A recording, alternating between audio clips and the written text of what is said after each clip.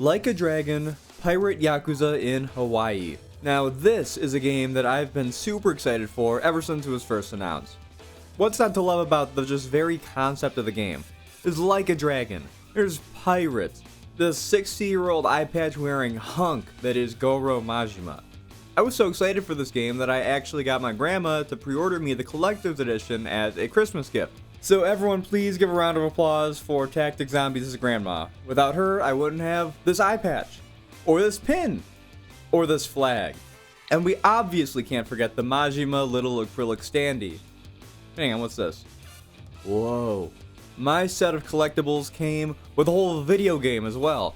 Wonder if it's any good. I'm going to start with gameplay stuff and then talk about the story near the end of the video. I'll give a big spoiler warning when I get to the story section. I'll try and keep the video roughly spoiler free, but something may be revealed and slip through in the background footage, so I want to apologize in advance if something like that happens. I also think it's important to note that I tried to completely avoid trailers before this game came out, especially after how much RGG revealed with the trailers and other promotional material for Infinite Wealth. You know, I love Infinite Wealth, but I feel like every plot twist and plot point and set piece I knew about going in because they just revealed everything.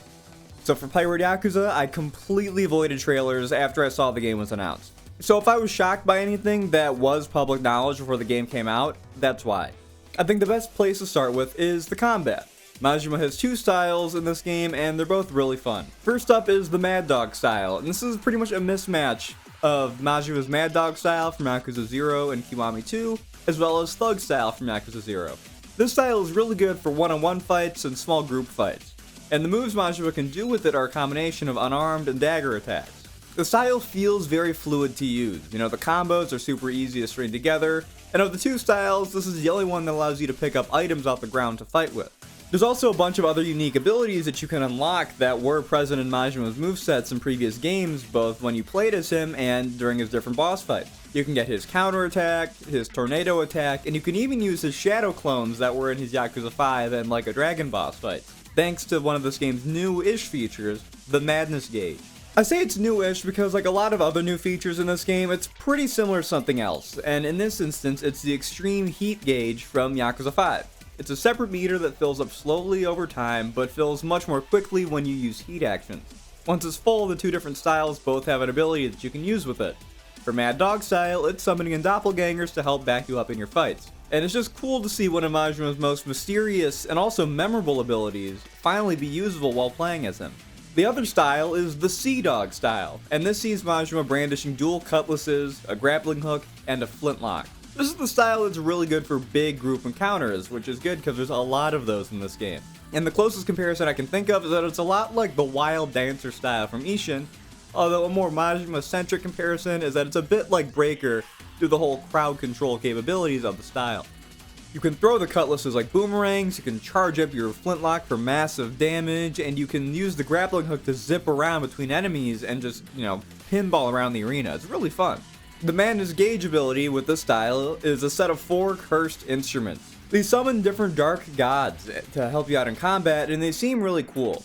I only got the one that it's mandatory to get when you're going through the main story, since I was sort of just beelining the main story, but the violin, which is the one that you get by default, is really cool, and I'm eager to go unlock the rest of them because they seem really sweet. The hook is not only a really fun tool for closing the distance against enemies, but it also comes in handy during the exploration of Honolulu and the other hub cities, since there are hidden treasure chests in areas that you can only zip up to with the hook shot. The pistol, on the other hand, it's fine. I didn't use it much since it takes a bit too long to charge up to really feel fluid to use in combat. It's definitely more balanced than like the revolver from Ishin, since you can't spam it as much, but it also makes it less fun to use in my opinion. Of the two styles, Mad Dog is my personal favorite because it more closely ties together into another area that this game completely changes up the combat in, air combat. This obviously isn't the first game in the series to have juggling as a part of its combat. The Judgment games, Gaiden, and even Akiyama and Yakuza 5 all have juggling tech in their ability trees.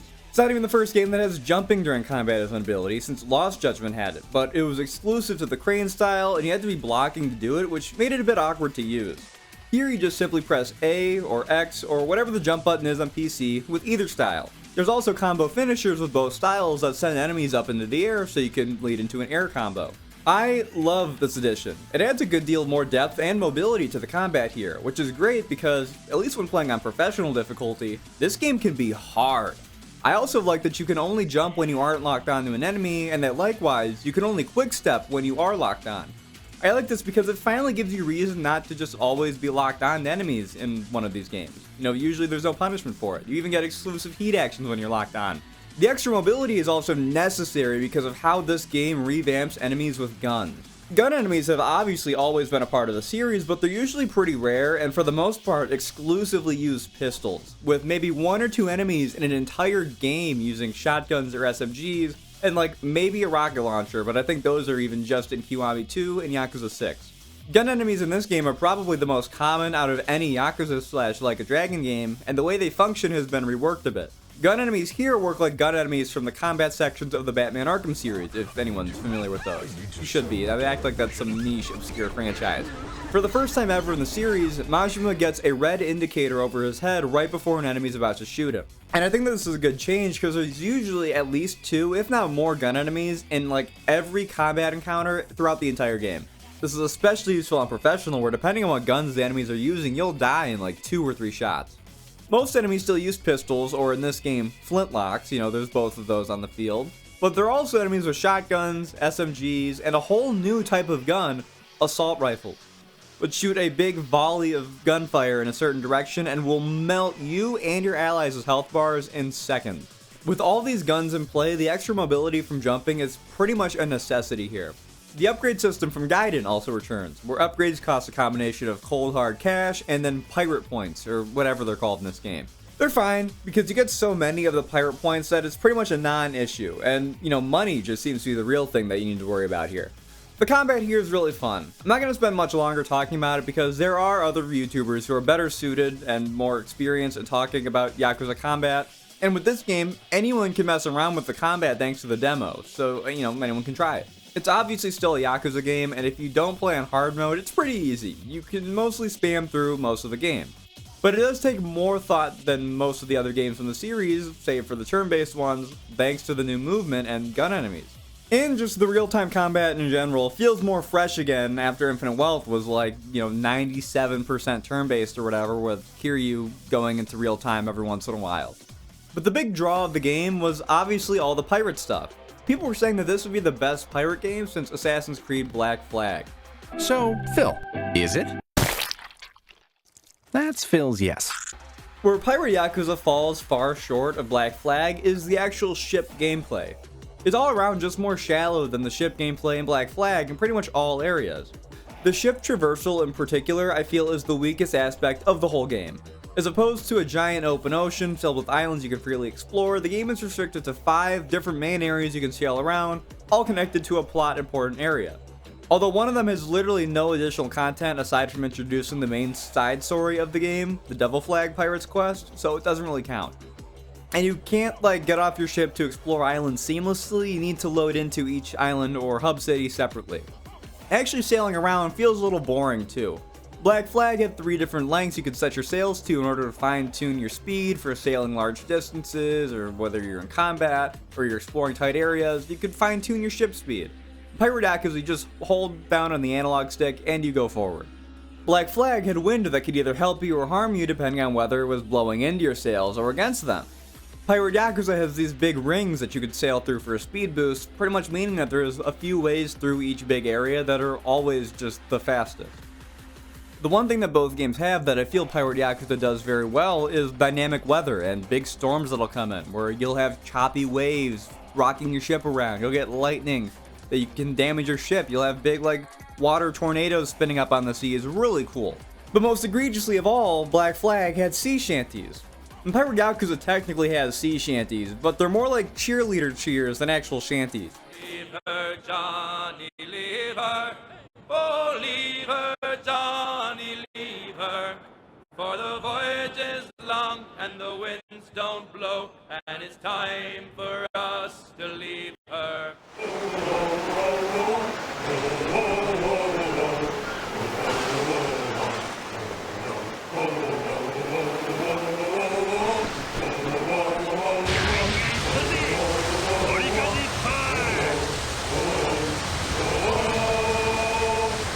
very disappointing. Ship combat is better than exploration, but it's still not great. You have starboard and port cannons, machine guns on the back that shoot straight ahead of the ship, and then you can ram other boats. That's pretty much it. Not only did Black Flag have mortars and chain shot cannons, the puckle guns serve a very similar purpose of the machine guns, so I'm just gonna count those as the same. But you can't actually aim the cannons in Pirate Yakuza. In Black Flag, you could aim your cannons a bit to increase their range and aim for specific spots of an enemy ship, destroy their sails, and they're a sitting duck, they can't move. There's none of that in Pirate Yakuza. The enemy ship is either in range or not in range, and the only control you have over your cannons is when they shoot. The machine guns and ramming, though, I actually like a lot. They do a lot of damage when upgraded, and you can definitely beat most ship encounters, except for maybe the last one, with just these. Ship gameplay is overall pretty disappointing. I was just expecting better. But it isn't miserable to play or anything. It's completely serviceable, but for me, it's easily the low light of the entire game. Where Pirate Yakuza excels, however, is in ship customization. It is much more you can change about the ships than Black Flag, and the amount of options is really, truly impressive. There's a lot you can do to customize your ship, which is called the Goromaru. The most important for gameplay is obviously the weapon customization, and there are quite a few different cannons, machine guns, and rocket launchers you can buy for the ship combat that all have different damage values and elemental effects. Cosmetics-wise, you can change the paint job on the hull, swap out the sails, add a new figurehead, you can even add accessories to the sides of the Goromaru. There's a lot of really out there customizations like hull paint jobs for several different characters, Irazumis, you can put on Ichiban sails, etc. For my main first playthrough, I kept things pretty simple and pirate-esque. The antique black hull with the spikes on the sides of the ship. This is because I didn't want it to look too out of place during cutscenes. Because that's right, your customization options will appear during cutscenes, even the really cinematic pre-rendered looking ones. Although if you don't want to be distracted by your customization options in cutscenes, you can mess with the game settings so that customizations won't appear in cutscenes. And this applies to both ship customization and Majima customization. Although it wasn't in the game's title in English-speaking markets, the Japanese title of this game confirms that Pirate Yakuza is indeed an entry into the Like a Dragon Gaiden subseries that was started by the man who erased his name in the fall of 2023. One of the big things that game introduced was actual outfit customization. You could customize Joryu's outfit. And it was cool, but it was very limited in what you could do. You pretty much limited to a couple different suits and just a decent variety of casual wear. You couldn't even give Joryu Kiryu's iconic gray suit, which made sense since he's supposed to be undercover in that game, but it would have been cool at least as a premium adventure bonus. Pirate Yakuza fully realizes the outfit customization mechanic. I feel like you unlock it earlier in the game than you did in Gaiden, but that may just be me misremembering, because I haven't played Gaiden in a couple of years. And all the customizations obviously appear in cutscenes. On top of that, the amount of customization options you have for Majima is absolutely massive. There's probably hundreds if not thousands of possible combinations you could choose from. Because of all the characters in the Yakuza series, Majima probably has by far the most different outfits throughout all the games, and you can dress Majima up in all of them. There's his new outfits, the pirate getup, and then the Hawaiian shirt outfit for when he's actually in Hawaii. There's his Yakuza 0 outfit, buttoned with the bow tie or unbuttoned. Idle Majima outfit from Yakuza 0. His classic snakeskin jacket and leather pants combo with his pre-Yakuza 3 eye patch or the Yakuza 3 onwards eye patch, which was the one with the snake on it. You can dress him up like Goromi, Zombie Majima from Yakuza Kiwami. There's outfits for a few of the classes from Infinite Wealth. There's his actual Infinite Wealth fisherman outfit, a couple extra pirate ones. Outfits for a ton of characters that you get as pre-order and deluxe edition bonuses. And you can even dress Majima up in some outfits from the Judgment games, like Yagami, Sugiura, or the Vampire. But they even included my personal favorite outfit of Majima's, that being his suit with the red shirt and tie that he only ever wore in Yakuza 3 and 4, and maybe Dead Souls as well. This is a super underrated look for Majima in my opinion, and when I saw that they were in the customization menu, I beelined it to the store they were at to buy them. It's just a really drippy look, what can I say? There's all this on top of just a bunch of normal, different clothing outfits that aren't tied to any previous characters or Majima outfits, so the possibilities are pretty much limitless.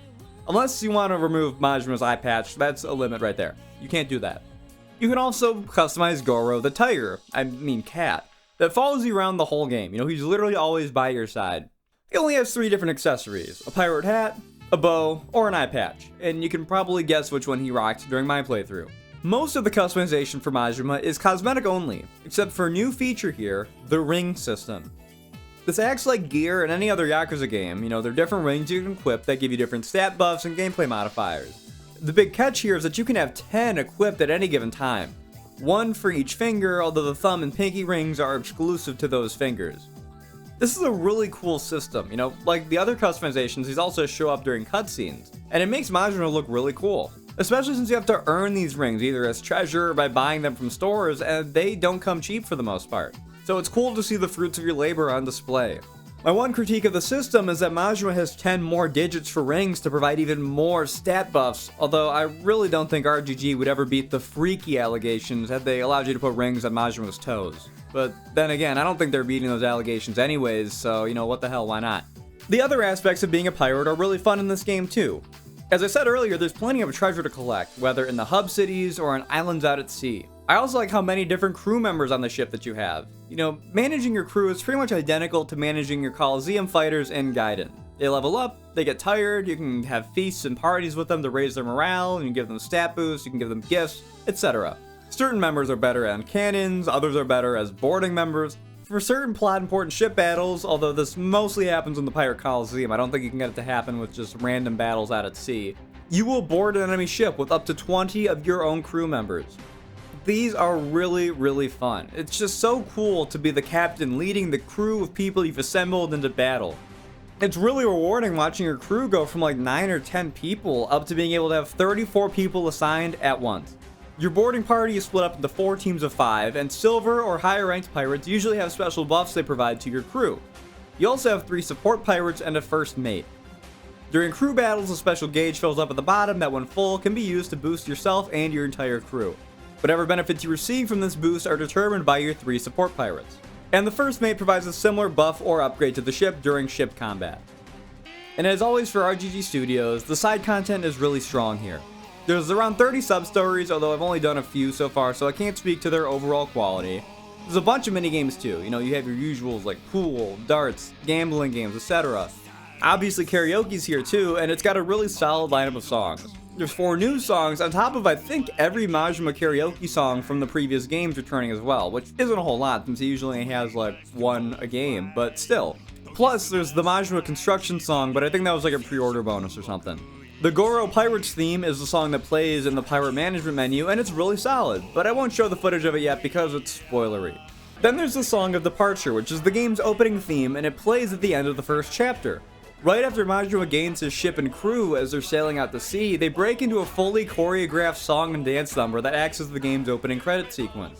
This caught me really off guard, and it's actually a very charming scene, very Majima to say the least. I was excited for this game to be potentially like a pirate musical Yakuza game, but one song is still better than none.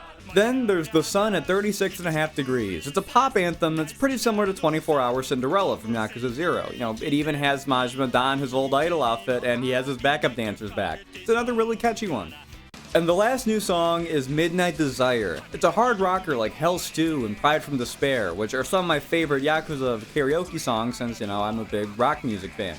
I think it also has Takaya Kuroda, who is the voice actor of Kiryu, do some of the backing vocals, like how Majima did backing vocals on Kiryu's rock song, which was, Pride from Despair back in Yakuza Kiwami 2. But I'm not 100% sure.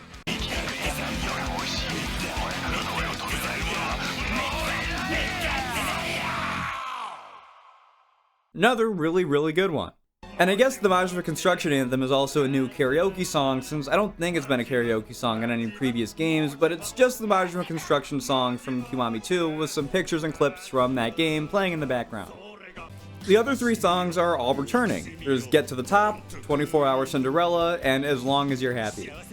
Get to the Top and 24 Hour Cinderella actually have fully redone cinematics since the originals look a bit dated now, with 24 Hour Cinderella being from Yakuza 0, which turns 10 years old this year, and Get to the Top is from Yakuza Dead Souls.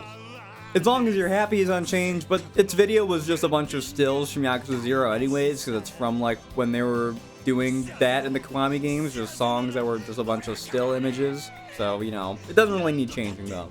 Karaoke in this game is pretty solid. With the construction song, it's got a respectable 8-song list to choose from, although that's nothing compared to the 15 songs that were in Infinite Wealth, or even like the 13 or so that were in Yakuza 4. Dragon Kart also finally returns from Yakuza Like a Dragon for those who liked it. So it returned for absolutely no one. And one of my favorite types of minigames that RGG always does is emulations of old Sega games. You know, there's a couple Sega Master Systems you can play throughout the game, and then the arcades have emulations of different Sega arcade games like Virtua Fighter, Spike Out, and the UFO Catcher. There's even bounty hunting as a new side activity. These are a lot like the street bosses that were in Kiwami 2. You know, they're unique, more difficult street fights that you have to opt into, but you can receive a really nice chunk of change if you defeat them. And then there's the main side story, the Devil Flags. I'm gonna keep it real, I haven't done anything other than the mandatory introduction to it, but if you enjoy the ship and island gameplay, then it's pretty much more of that, but more challenging.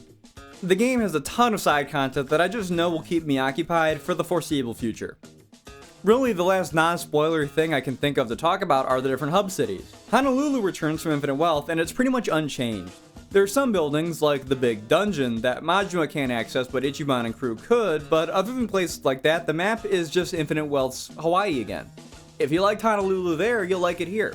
You might even like it more now that the game has real-time combat, depending on your thoughts about turn-based combat. Rich Island is the island that Majima washes ashore on, and it's a really cozy little starting area. That's where you meet most of the new side characters and where you get your pirate ship. There's a few stores, a few restaurants, and a few treasures.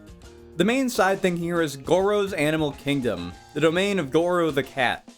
Majima will find stray animals in Hawaii and send them back here, and you can take care of them, you can feed them, and they'll give you items in exchange. It's a cute little minigame that helps incentivize you to return back here in order to check on your animals and pick up your gifts. Nele Island also returns from Infinite Wealth, but it's pretty much just the little village section from that game's finale right in front of the big cathedral. There's just one shop, although a ton of story stuff goes down here. Gameplay and exploration wise though, it's the most barren city in the game. And lastly is Medlantis. This is the main pirate haven where the villains of the story reside. I know I already made a bit of a comparison to Gaiden because of the customization, but Medlantis really feels like RGG wanted to just do the castle from Gaiden again. Which is fine, obviously they're allowed to do that, they're the ones who make the games, but Medlantis doesn't feel very unique because they did basically the exact same thing. A secret haven for the rich and powerful out at sea where anything goes, with gambling, a coliseum, etc. literally 2 games ago. I will give Medlantis credit in that it's probably more realistic that it would remain hidden than the castle since it's deep in a cave on an uninhabitable island in the middle of the ocean. Rather than being a huge freighter just shooting off fireworks each night off the coast of the Kansai region of Japan. And this brings me to the story section of the video. If you want my spoiler-free thoughts on the game, it's really good. I think it's a really fun time and definitely the best pirate game of the 2020s, that's for sure. Cough cough, Skull and Bones, cough cough. Now if you're good with story spoilers or have already finished the game, then here are my thoughts on the story. It's fine. Good even. But is it anywhere near the best story in the series? Absolutely not. But the game also isn't shooting to be the next Yakuza 0 or Judgment. It's supposed to be just a fun, pirate-themed romp with the wacky wildcard of the Yakuza series, and the game delivers really well on that premise. Just to get it right out of the way, my least favorite part of the game and its main questline was the constant pace-breaking interruptions you had to do. This is a problem with a lot of the games in the series, and even in a game like Infinite Wealth, which is one that I absolutely love, where there are a lot more interruptions, the game is generally long enough where they can be spaced out enough to not be too big of an annoyance for anyone who is really following the plot. But that just doesn't apply when the game is 5 chapters long. Gaiden had a similar problem, where its first chapter was action-packed and had a great ending where you fought your way through the Daidoji Temple. But then after that, you spent most of chapter 2, or at least a good section of it, just messing around helping Akame to earn her trust in what amounted to basically filler content. I think if RGG wants to make these shorter games between each mainline entry, which I am all for by the way, then they should be all killer, no filler. The one instance in the game I can forgive is when you first get to Honolulu and you're working on upgrading your ship.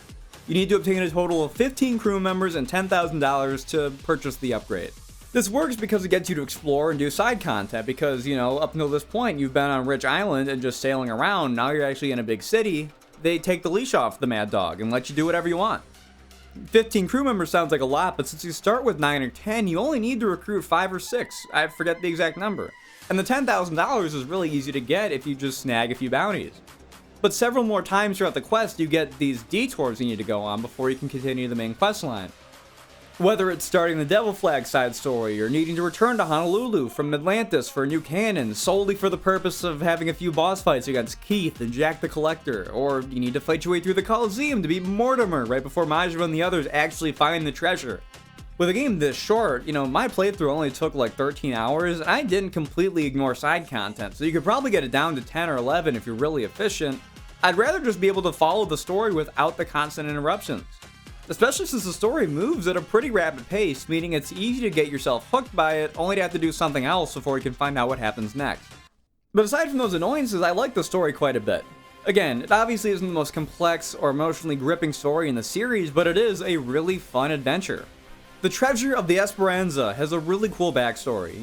It reminds me a lot of the legendary Treasure of Oak Island, since the show about finding the Oak Island treasure on, I think, History Channel was one that me and my mom used to watch a lot when it was first coming out. Although if Pirate Yakuza was anything like that show, then it would have taken me 13 years to find the treasure and not 13 hours.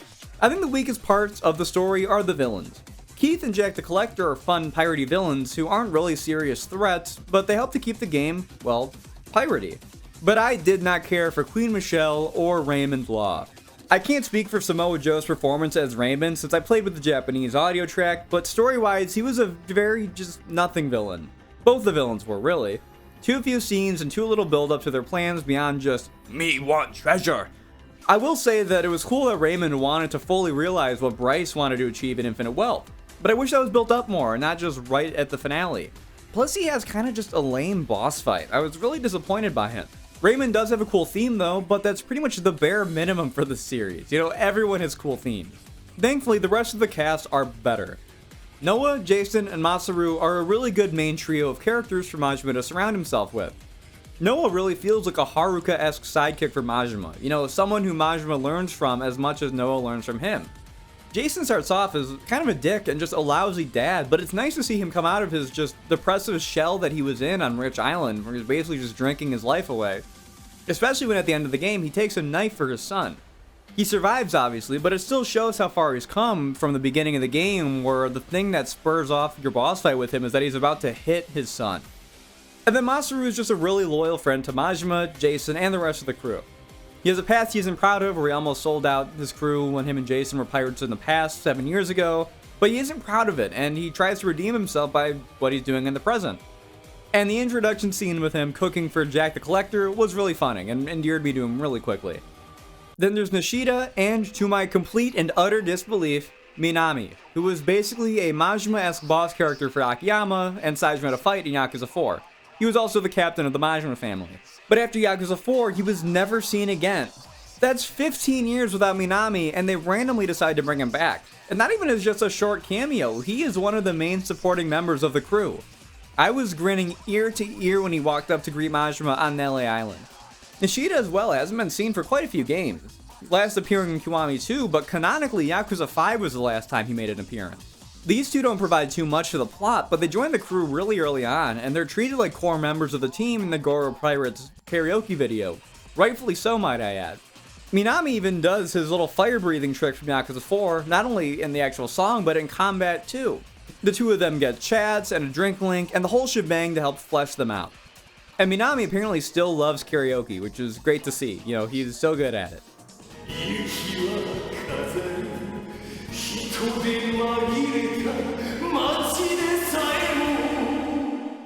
With the ending of the game mentioning that Majima Construction is trying to get started up again, I have really high hopes that we'll be seeing more of these two lovable goofballs in the future games. Then there's the main treasure hunt and everyone involved in it. Spade Tucker is a pretty generic rich old guy, but his secret lair and giant boulder were cool, and I like that once he joins up with Majima and the others, he didn't betray them, which I was really expecting him to. Story-wise, he's also just the one who got the treasure hunt going in the first place, so needless to say, he's very important. I really like the two main factions on LA Island looking for the treasure as well, the Yakuza and the Haku. I'm very surprised at how much they tied this game's plot and characters into Infinite Wealth, with the treasure being hidden on LA Island and the whole treasure hunt being spurred on by Bryce's nuclear waste disposal scam that was the central conspiracy of Infinite Wealth. So you have 400 Haku, with 100 of them led by Rodriguez, who are in the know about the treasure and are kind of secretly looking for it. And then there's the 100 Yakuza, led by Shigaki, who are there to clean up all the nuclear waste from Infinite Wealth, also looking for the treasure on the down low. It was very entertaining to see Majima, who was again the wild card, show up and completely ruin everyone's plans regarding the treasure. He made enemies of both the Yakuza and the Haku.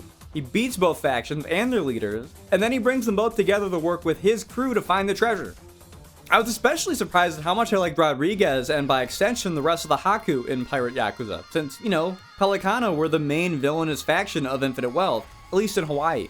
They're a group whose religious organization has had its public image completely ruined by the actions of its leader, and most of the believers have quit, but they're still there, keeping the faith and adhering to its values. Whether you find that commendable or foolish, I'll let you decide. Rodriguez was also just a classic example of a character who you go from hating to thinking of as one of the bros.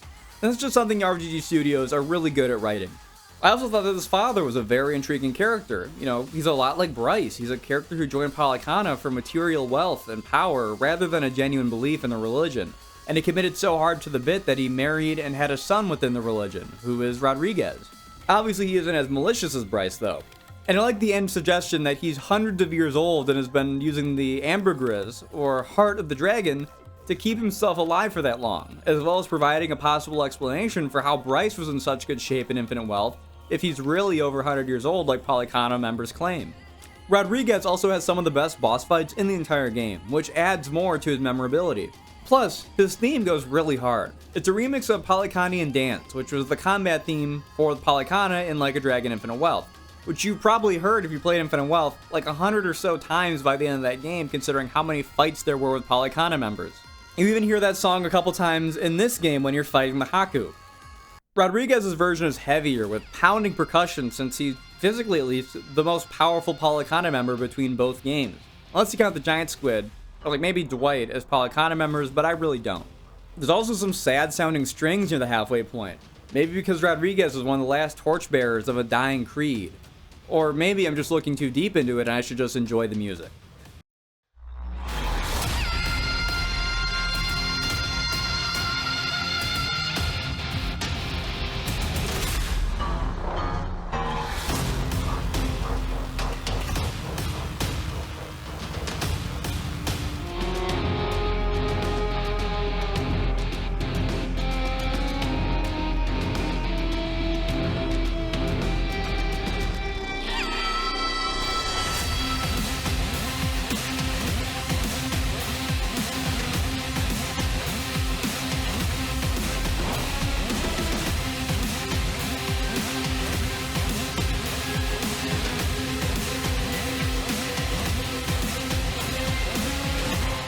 Shigaki and the Yakuza are also cool, but they're not as interesting as Rodriguez or the Haku.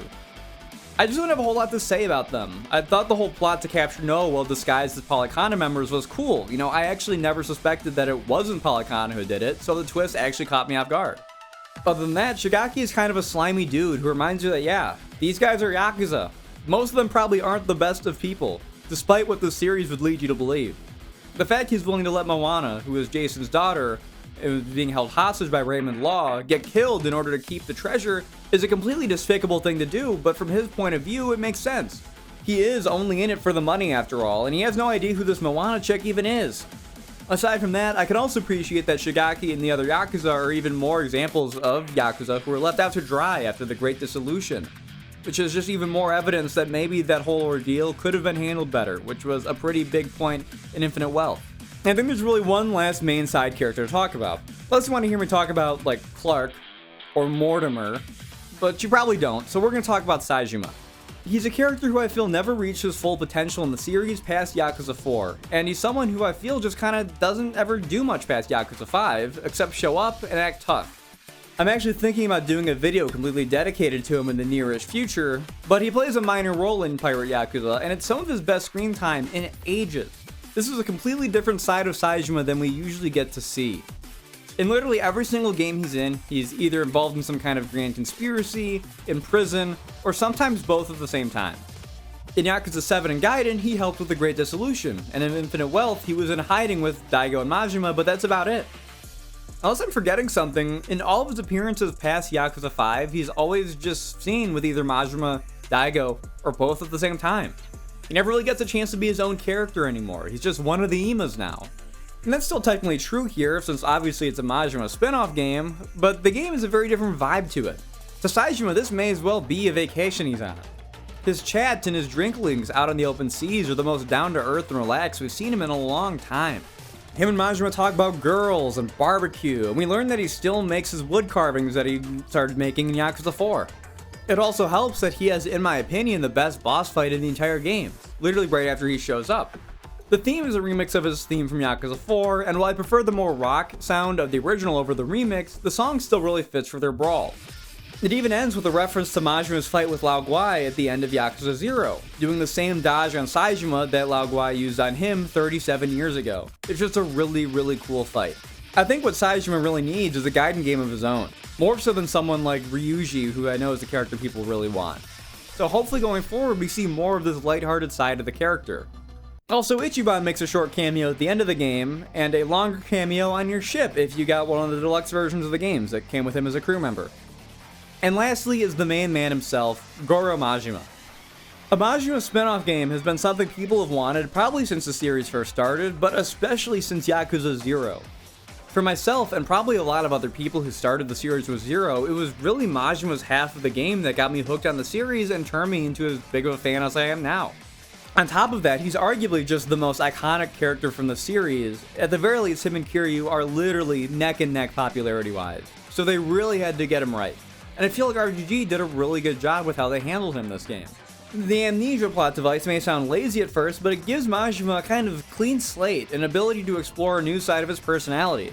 He's still very clearly Majima, but as Saejima says in the Drink Link, he's surprised at how well Majima is with kids, i.e. Noah. Majima and Noah's bond is the real driving force of the story. Majima's drive to help preserve Noah's childlike wonder and hope and optimism, and to give him the adventure he deserves is just very heartwarming. Majima doesn't go on some grand character arc like he does in Yakuza 0, but he doesn't need to. He has cemented himself a certain way, and there's not really any reason to change him at this point. So instead, he's used more as a catalyst, the same way Ichiban is. He's just this beacon of a character who everyone around him can't help but be won over and inspired by. He's also just a lot more mellowed out here, which I know is kind of his whole point. He's Yakuza's sad clown after all. The whole goofy shtick really isn't who he is deep down. He gets very down to earth when he needs to. But he's also, again, still Majima, just a more swashbuckling version of himself. This is easily the most fun the character has been since, the Majima Everywhere system. And I like that even though this wasn't a story where the real treasure was the friends made along the way, the treasure of the Esperanza was very real. To Majima, it was.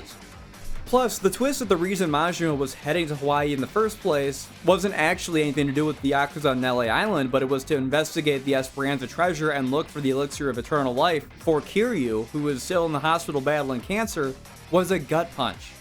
And that brings me to my favorite scene of the game, the epilogue. It's just Saejima and Majima outside the hospital about to go in and visit Kiryu, and they just talk about life. How shitty it is that they both got easy retirements while Kiryu got a near-fatal cancer diagnosis. But Majima says that as long as you're still living, you should always be dreaming, always looking for the next treasure, always fighting. The same lesson that Kiryu had to learn in Infinite Wealth. And I like that it ends without us seeing Kiryu. The last thing we see is Majima and Saejima go into his hospital room, and Majima repeats what he said at the beginning of the game, the very first line, as he starts to recount the story of the game to Kiryu. I really liked Like a Dragon, Pirate Yakuza in Hawaii. Does it have the best story of the series? No. Does it have the best pirate ship gameplay ever? Also no. But it does have a whole lot of heart. And a ton of other stuff too, but I kind of just went over all that. If you're a Yakuza fan, I highly recommend checking this one out. But anyways, as always, peace out and God bless. I've been your host, Tactic Zombies, and I'll see you next time. Yeah, cause I got it like that. Flow so smooth like I got it on tap. Yeah, and I'ma say it be a good night while I'm on my Yingling, while I'm drinking Bud Light. Can you get it when you miss